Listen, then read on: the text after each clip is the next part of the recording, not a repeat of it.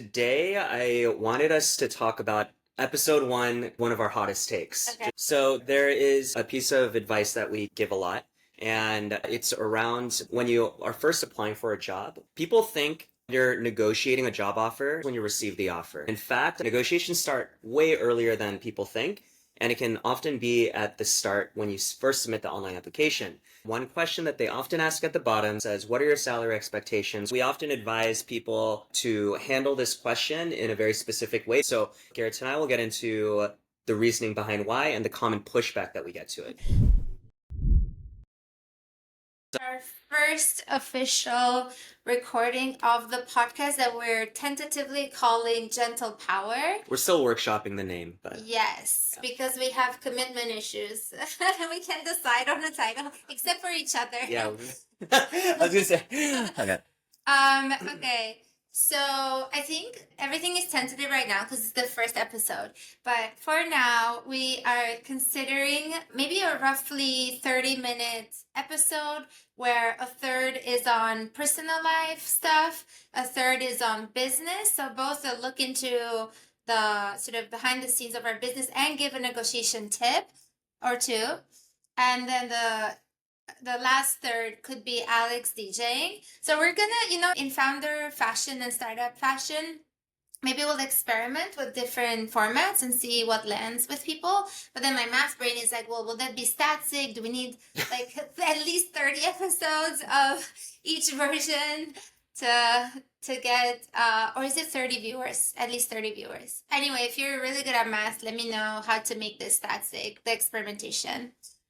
And us recording this podcast episode, it took us so long to actually muster the energy and this feeling of, feeling like that we would have to be, figure everything out beforehand.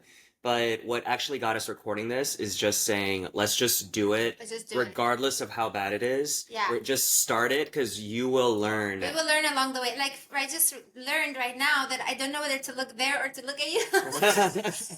Yeah, so we'll see it in the recording, and then we'll adjust for the future. But Sure. yeah. Figure this out. Yeah, but a lesson for all the founders or just anyone who wants to start anything out there is just the best. You'll never be ready. Yes. You just have to do it. Do it.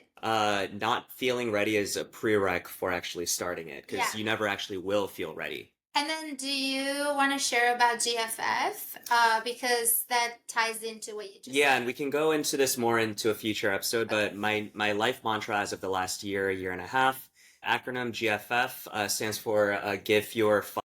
We can beep that. Maybe we can beep that if we need to. We'll learn later if we. There are some of my favorite podcasts. They swear on the podcast, and it feels Yeah. very natural. Yeah. So we swear occasionally. We try not to do it too much in a professional context. But so GFF, basically just since I took this life mantra on, I care a lot less. I wouldn't say fully, but I care a lot less about what people think about me. Whereas that used to be a really big factor into my decision making for what job I get next, what schools I apply to, what I do with my time, how I socialize.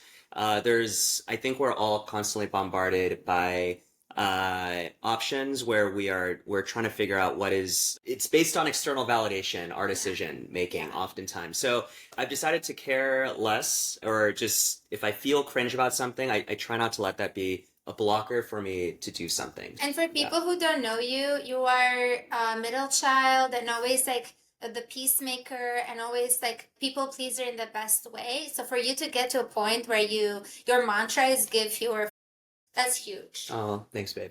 Did you want to share about your community thing? Yes, We can but actually, I dive have some in. thoughts very quickly. Just to, maybe this will make people interested to keep watching our future episodes. One is that we should probably share your talk. Alex gave a talk at Wharton, Wharton Business School, where he went For to reunion. school. Yeah, I'm like, to whom he's an alum of. I don't know how the grammar works here, but anyway, Alex went to Wharton Business School as an alum for a reunion. He went and gave a talk about our business, and you talked about GFF, right? Mm-hmm. And I think someone has that recording, so maybe we can put that in at some point. We can put that in the show notes, as they say. The actual show. Maybe Yeah, it's we could actually channel. just put it as a thing. Yeah. Very excited about that. We got such positive feedback that it was so inspiring to a lot of your classmates. Especially since, people go to business school, they have like all these paths and all this like, what do you call it? Latent potential that you feel like you need to sort of embody. And anyway, other thing I was going to say before we talk about community is you can see our stuffed family member here, Fami. Can you grab it? So Fami, since I saw it in the background, I want to introduce Fami very quickly. So Fami is our staffed, is it a llama or something? It's a llama. Llama. And their pronouns are they, them. And we chose that because we've noticed that when we meet people whose pronouns are they, them, we sometimes slip and misgender people, or we say the wrong pronouns. We're like, okay, what if we have Fami be a they, them, such that we get used to referring to someone as they, them in day-to-day life. And when we have more friends who have those pronouns, we have already practiced. We got some good feedback on this. So I just wanted to share that. We do live in San Francisco, so this is especially important to get things right. Yeah, and actually Fami is very important for our business because we got Fami right when we started our business. And actually, I think it was the week where we got our first paying clients. Oh, maybe. Yeah. And we got Fami at the stadium, the Oracle Park. Oracle Park, we went to a baseball game, Giants game. And our business, isn't our business incorporated as Fami Labs? Yeah, that's our, and Fami... Fami's our... It's like we're rediscovering the origin story of our business. We're like, okay, mascot. Fami's our mascot. Fami is the business mascot, so you're gonna see a lot of Fami. Fami, the name comes from family. So it's the first few letters of family, because we love families, chosen family, like each other and our friends, but also our family of origin when they behave, but also when they don't behave. We can move into community building. Okay, or should we just dive right into the negotiation stuff? No, I think I really want to share this right. that I just got today. Well, I do have a hard stop in 40 minutes, so we have time. Okay. So I want to share this super exciting news I got today. But where do I even begin with this? So, Alex, let's start from the sort of context. Alex is going away for about a week to a friend's bachelor party in Tulum. Tulum, yep. Okay, do you want to share a bit more on that? Bachelor party in Tulum. Okay. Yeah. Enough said. So, and then for various reasons, well, one is that I hate being home alone. I grew up in Albania, which is already a very community-oriented culture. But within Albania, I grew up, my grandma raised me because there's no concept of babysitters in Albania, at least when I was growing up. And so your grandparents raise your cousins or neighbors. And grandma raised me, and it was in a tiny condo, probably a 2-bedroom, I think. And there were so many people who lived there. It was my aunts, my uncle, my aunt's sons, I think one of their husbands, and various people who would come and go. My parents would come and go. And so it was like always hustle and bustle in one tiny 2-bedroom condo in a building. And I'm so used to that energy. And then I moved to the US. I love dorm life. But then in the last several years, Alex and I, it's usually just the two of us living together. I really miss that hustle and bustle of community. What else? Oh, and so SF is actually famous for co-living houses and community houses. So one of them, I wonder if I feel like I can mention their name. It's all super positive. One of them is called The Muse. It was co-founded by some of my very good friends. And their values are, I think it's art and people who want to make an impact in the world and people who really value community, and they have a budget for group dinners and all that. And so I've been attending some of their events, and I was like, I would hate to be home alone for a whole week.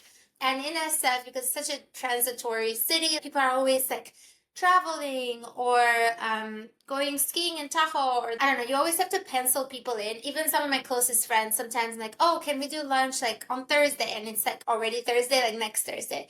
So long story short, like, what if I test out living in a community house, which I have before, when we were doing long distance. We can go into it another time. And today I got approved, and we found someone at the Muse who will be traveling the exact same dates that I need, and that Alex will be traveling. So I'm just like moving in for 6 days. I'm so excited. I can say so much more, but I wanted to share how much I have filled my life with community since I moved to the US. But did you want to ask? Yeah, and actually, just something to know about Gerta is that she loves being surrounded by people. Her favorite situation is when she's surrounded by all her friends. They're all hanging out. Gerta is there, maybe on her phone or doing work on her computer or just chilling, even falling asleep, but just knowing that people are, that she's surrounded by the people she loves. So That is the fastest way to fall asleep. If there's people around. which is how you grew up in Albania, Yeah, because you grew up in a very loud household with like grandma, aunts, uncles, everyone under one roof. Everyone's always in the same space. And I personally am very happy that Gerta will be surrounded in this community while I'm in Tulum. Otherwise, whenever she is alone, she does get anxious, and I do put a chair behind the front door, or behind the door. It's like in case there's an intruder, I will hear the chair moving first, and it's so funny. It's our version of a guard dog. Of a guard dog, yeah. yes. Anyway, enough about us. Why don't we get into some negotiation tips? Okay. But I did want to share one more thing. Yeah, so one more thing is I wanted to go down the list of all the communities I have been involved with / co-founded or co-led. Mm-hmm. So you can find, I need to pull out my phone for this. Yay, I'm reunited with my phone, favorite thing.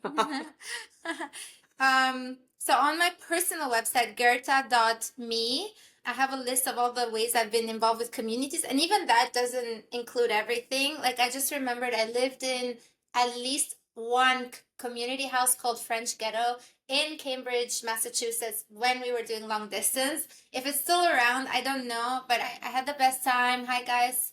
I could only be there for the summer, but I have such good memories. So I've already mentioned growing up in Albania, very community-oriented culture. I believe communities are extremely important. And then even professionally, I have been involved with communities. So I was actually the operations partner at South Park Commons, which is a founder community / VC fund, venture capital fund. And I was heavily involved with community building there. I also more recently, I think it's been over 2 years now, I co-founded Inception Studio, which was at the time was a community of founders and engineers building with generative AI. And now it's also a fund. It was a community and incubator, but now it's also a fund, a VC fund. I'm not involved with it anymore, other than just being a friend of the community. What else? I attended Launch House. I was the first US cohort, so early adopter of this community of founders and creators who moved in. So Paris Hilton in Beverly Hills moved out December 2020. We moved in January 2021, and just like 20 of us building the bunk beds and just setting it all up. It was completely, not ready for 20 people. And it was just, I made such good memories there. I should probably talk about it another time. I'm also an early On Deck fellow, if you know On Deck, another founder community.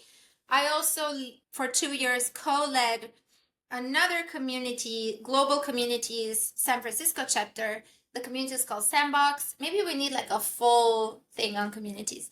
Founded a meetup community on impactful mobile apps. Founded and managed, I think, 2 Facebook communities. I'm a board member of the Institute for Public Policy and Good Governance, a think tank in Albania. Lots of volunteering. Yeah, anyway, I'll leave it here. So I'm I'm so excited to go live at the Muse for almost a week and just be surrounded by, I think it's like 13 to 17 or so people. Just have those dinners that will nourish my soul more than my body. Okay, do you Okay. want to lead our negotiations business conversation? Yes, so today I wanted us to talk about episode one, kind of one of our hottest takes, Okay. just to come swinging out the gate. So there is a piece of advice that we give a lot. It's for those who are at the beginning of the job search, and it's around when you are first applying for a job. Well, so actually, just to set the context, people think when you're negotiating a job offer, it happens when you receive the offer. And in fact, actually, negotiations start way earlier than people think. And it can often be at the start when you first submit the online application. And where negotiation shows up is that one question that they often ask at the bottom that says, what are your salary expectations, or what's your target number or your target range? And it can be presented in a few ways. And we often advise people to handle this question in a very specific way, depending on the format. So I'll get into that. And then both Garrett and I will get into the reasoning behind why and the common pushback that we get to it. So if that question, what are your salary expectations? It can often be presented in one of three ways. So the first way is a drop-down box with some ranges. So like 50 to 100K, 100 to 200K, and you basically just choose the range. The second way, and I'll go through all the ways and I'll share how to respond to each one. The second way is a field text box that only takes numerical values. So you can only put in a number, you can't type in. And then the third way is just a short answer, you can type anything in. So how do you actually answer this so that you're not giving away your leverage and that you position yourself best to negotiate later when you actually have the offer?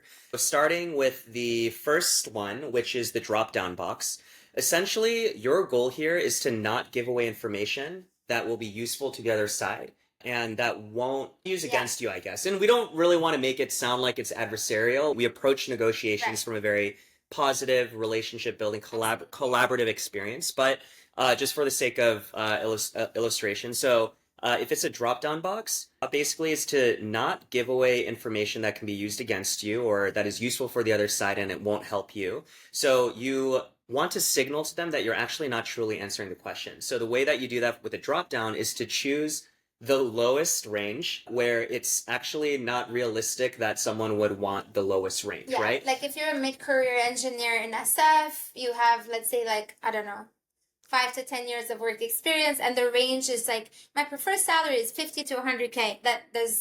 That's not how much engineers make. They make much more, and you can still put that number, even though it makes no sense. That's the whole point. That's the whole point. You want to signal to them that, hey, I'm actually not truly answering this, giving away my leverage. Yeah. So the second way, is the field text box that only takes numerical value. So you want to put in a number that's obviously not real. So 00000111111 9999999. Basically, just signal like it's not. If anyone just saw this response, they'd be like, it's clear that it's not a real number. Yep. Do not put in the 111. Don't make it add up to, or don't make it be like a million. Yeah. So keep it low. Yeah. If it allows you to do that. But again, this ties back to the overall goal of just you signaling that you're actually not giving this information away. And in the third way, which is just a field text box, you can just type or say to discuss compensation at another time or on a call. Yeah, I think the best answer there, or one of the best ones, is, I want to make sure this is a mutually good fit first, and we can discuss compensation at a later point. Yep. So that's how you want to answer that question. We've shared about this tip with our community, with the people we advise freely on our LinkedIn and our newsletter. And it's very interesting. This is one of the tips that we give where we get the strongest pushback. People apparently feel very strongly about how to respond to this question. And the few things that we have heard are, well, one, you're showing that you can't follow instructions, so the employer will think less of you. 2, you are not following their established process, so you're actually risking them not moving you forward. Especially if you're not answering the questions, you're kind of showing that you can't follow instructions, or you're being uncooperative. And so those are common pushbacks. Yeah, maybe we can show some of them somewhere in the Sure. podcast. Yes, and so those are the common pushbacks, but do you want to get into why actually those pushbacks aren't necessarily valid? You're not truly risking your candidacy? Yeah. So I think, one thing I want to say first is that, to do negotiations well, better than you've done them so far, there will be some mindset shift. So you have to think about things a little differently. And for this particular question, people are thinking about it like, I'm asked one thing, I need to give the answer. I think the way you should think about it is negotiations it's like a game of cards.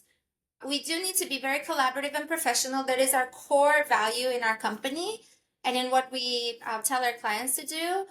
However, it ultimately is like a game of cards. And if you show your cards, you can't win. So if you just tell them, for example, if you tell a company, I will accept this offer no matter what, they have no incentive and no reason to give you a high offer or increase the original offer, right? Mm-hmm.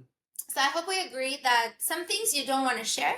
That is your negotiation leverage, and that's what leads to either a high offer or getting the offer from the initial to a higher level.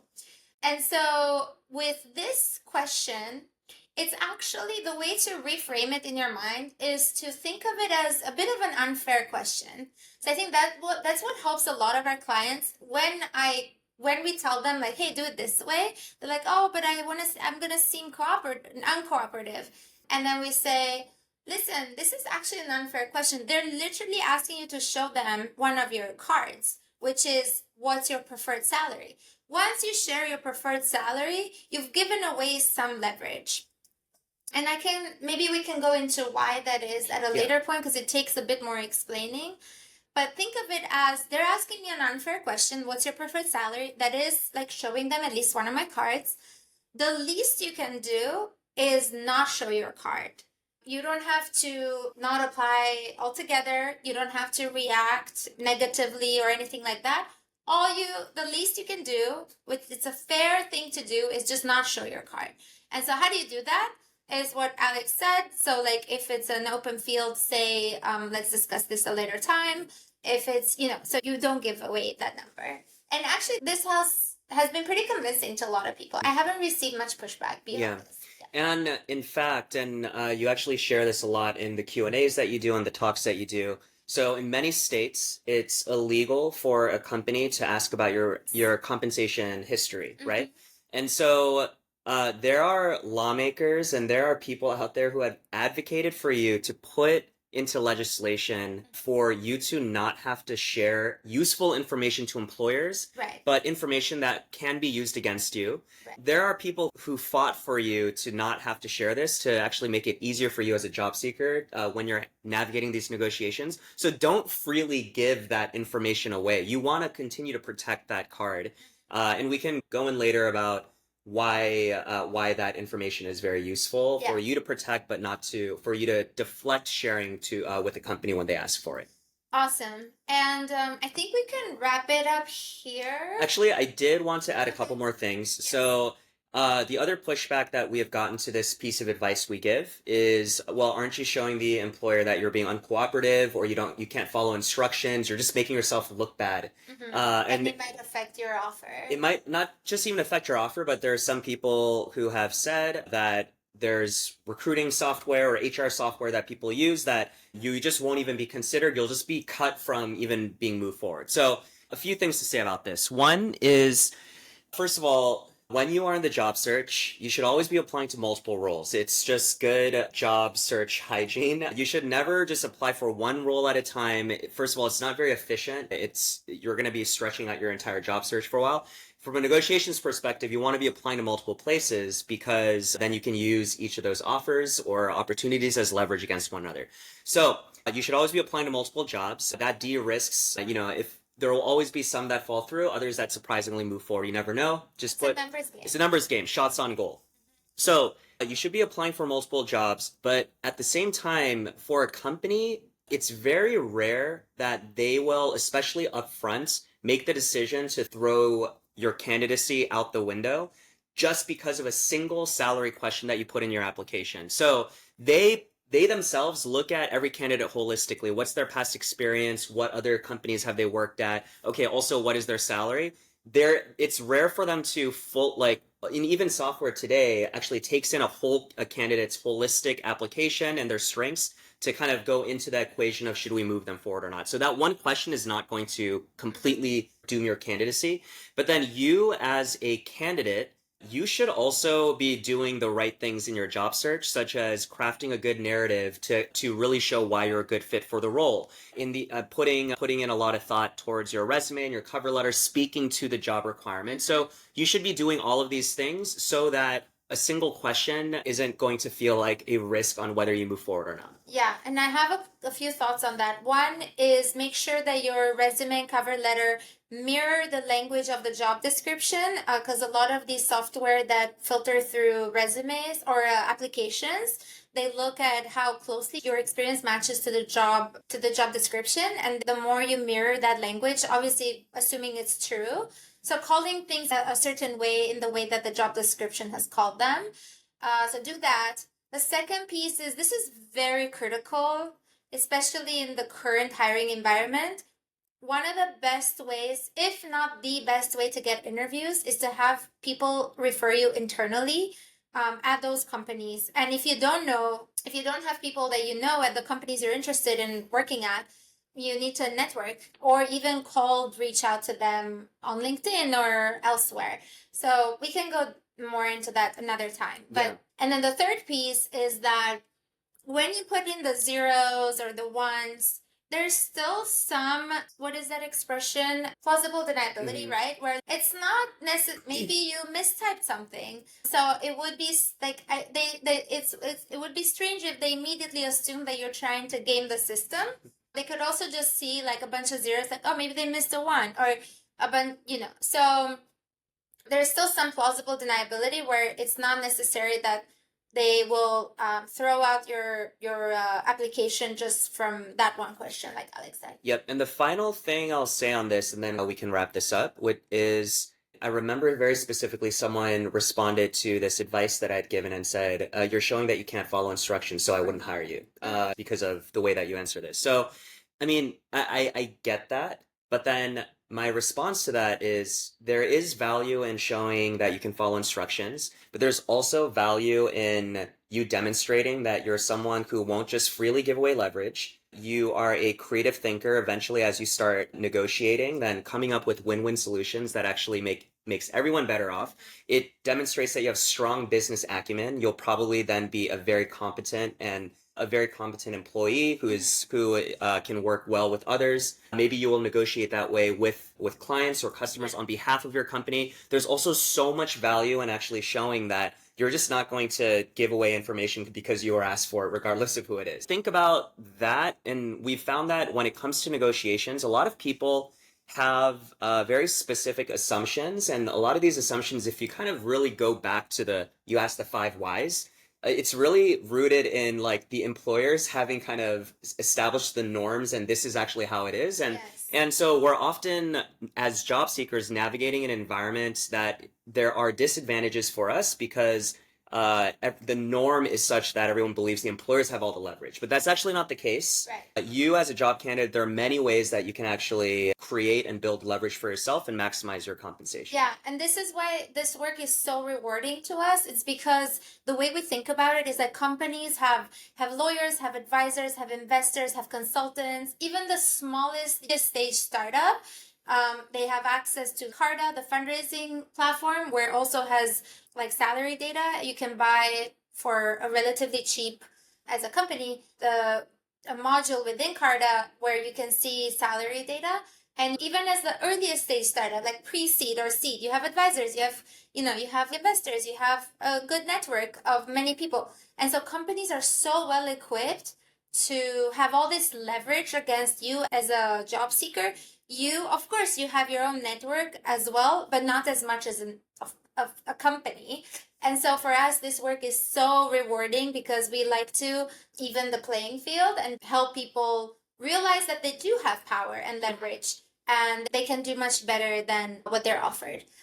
There's so much more to go into. Yeah. I think that's a good place to stop it. That's a good place to stop. I wanted to say we have a lot of free resources on our website. I believe we currently have some sort of PDF on how to respond when you are asked to give away leverage. In any case, go check it out. Our resources, like we add new ones all the time, maybe rework the old ones. So go to our website, yournegotiations.com.